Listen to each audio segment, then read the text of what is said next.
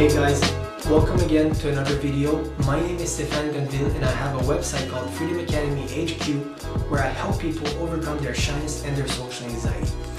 So today what I'd like to talk about is to share with you my experience of doing CBT, Cognitive Behavioral Therapy, to try and overcome my social anxiety. So I want to share this with you because over the years I've tried a lot of different things, and CBT was one of the ones that I really put a lot of effort in, and to be honest, it did not help me as much as I thought it would, or at least as it was portrayed online when I did my research as to try and find the number one best thing that I could do for my social anxiety.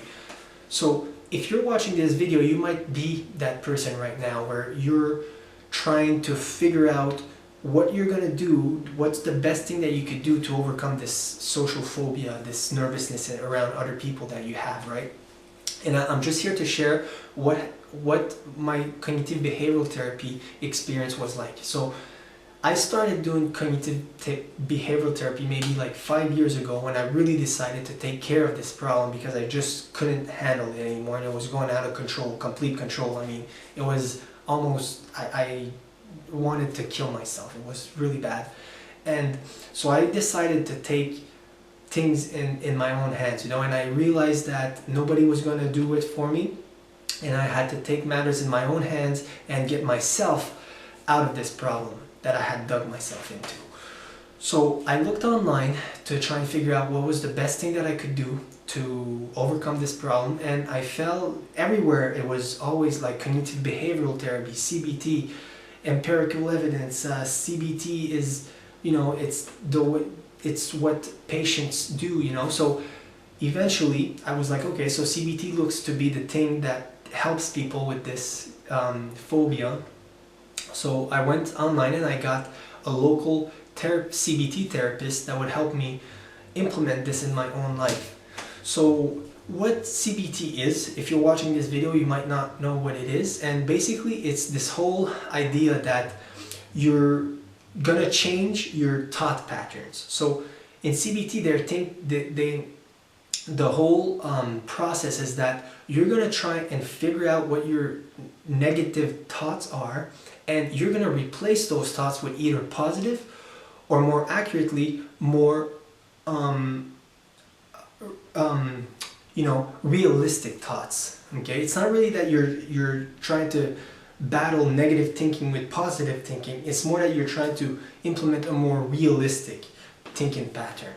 Okay, so I saw this person for about 2 years, and we did weekly sessions, sometimes monthly, and at the end of the 2 years, my anxiety was still pretty bad, and I was wondering what was going on.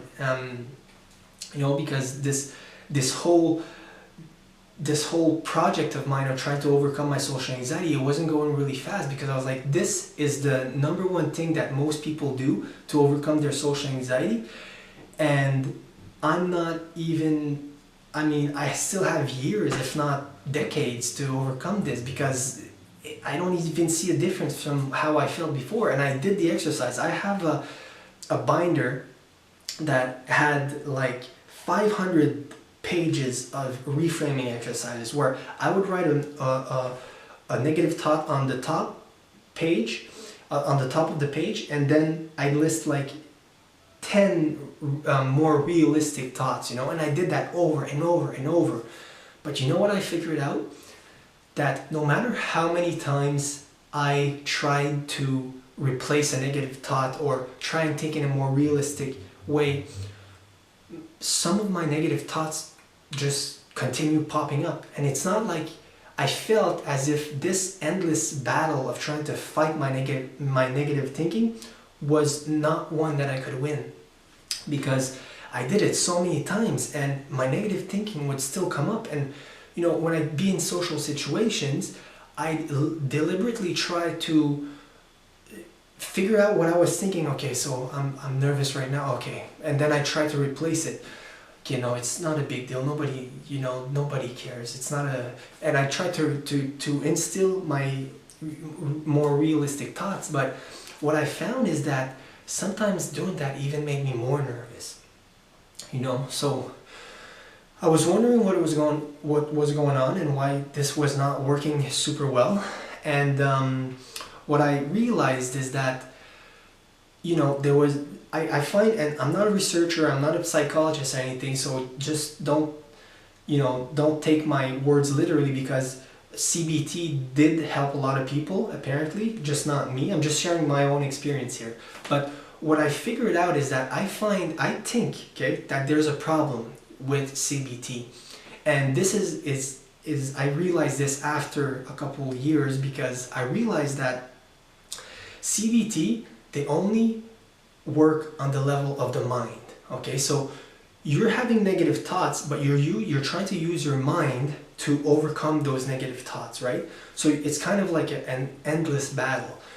But what I figured out is that negative thinking, it's your ally. It's not something that you should fight, because negative thinking is not the reason why you're having your social anxiety, okay? And this was a big moment for me when I realized that. It's like a lot, because that's what the cognitive behavioral therapists tell you. It's like you're going to have negative thoughts, and that's going to create your behaviors, and that's going to create your experience. So in order to change your experience and feel less nervous, you need to change your thoughts, because that's going to change your behaviors and that's going to change your experience. But what I found is that your negative thinking is like, it's a survival skill, man. It's our biggest tool for survival. It's not something that you can change. All that negative thinking gets such a bad rap that it doesn't deserve in society. It's like we see negative thinking as such a bad thing in society, where if you're having a negative thought, you're seen as doing something wrong. Oh, you're having a lot of negative thinking? Okay, now you should work on that. And you should, but this whole notion that having negative thoughts means you're doing life wrong is bogus, okay? All that negative thinking is this. Your brain is really good, and because it created this for over millions of years of evolution, at trying to think of the worst possible case scenario that could happen in any situation and putting it right in the forefront of your mind, so you can be like, oh, okay, that's dangerous. So that's what negative thinking is. And trying to override millions of years of evolution, it's not going to happen, right? So like I said before, cognitive behavioral therapy works on the level of the mind. But what I found eventually after that is something even better called acceptance and commitment therapy. And what they advocate is that instead of trying to fight your negative thinking on the level of the mind, which is an endless battle, every time you're going to try and you're going to successfully reframe a negative thoughts, boop, another negative thought appears. And now you have to battle that one. Okay, you've done that one, boop, another one. And it's like you can't fight your mind, right? So what they say in acceptance and commitment therapy is really interesting. They say that in order to overcome this fear, this anxiety, you don't actually need to constantly fight your anxiety and your negative thinking. You can actually leave the battlefield. So what does that mean? So leaving the battlefield basically means that you stop fighting your thoughts on the level of the mind.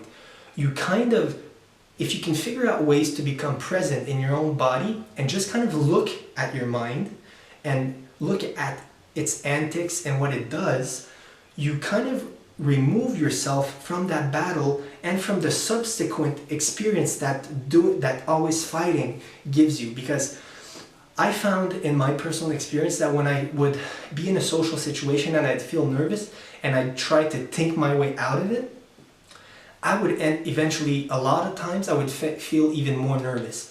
So what I started doing is that I learned meditation techniques and mindfulness techniques that allowed me to become more present when I'm in nervous situations or just in situations in general. And what that allowed me to do is that, like I said before, it allowed me to leave the battlefield. So I wasn't fighting with my thoughts anymore.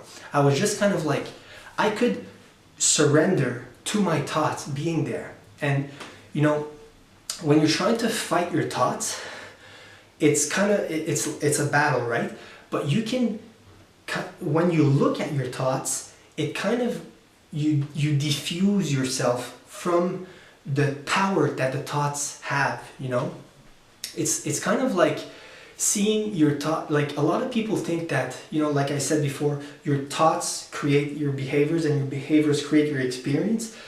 And I find that that is true, okay? There's some truth in that. But what I found that is even more accurate in my own experience is that your thoughts don't need to have power over you if you don't let them, you know? A lot of people see thoughts as the be-all, end-all that creates whatever emotions that you have, but thoughts only have power over you if you let them, you know? You don't need to let them. You can actually see thoughts for what they are, just thoughts. And a lot of the mind stuff that comes up is just regurgitation. It doesn't mean anything, you know? And that's what acceptance and commitment therapy allowed me to see. It's that a lot of my thoughts that are coming up are just random thoughts that are making me nervous for absolutely no reason. And if I can just look at my kind of mind machine, you'll see that your brain actually acts like exactly that, like a machine, you know? And you don't need to take everything that it takes seriously. You don't need to entertain every single one of your thoughts. So guys, thanks a lot for listening. If you want to know the exact 2 things that I've done to overcome my social anxiety, you can click on the first link in the description box below and I'll send you a free video training. So guys, that's all I wanted to say today. I hope you have a good day and I'll see you in the next video.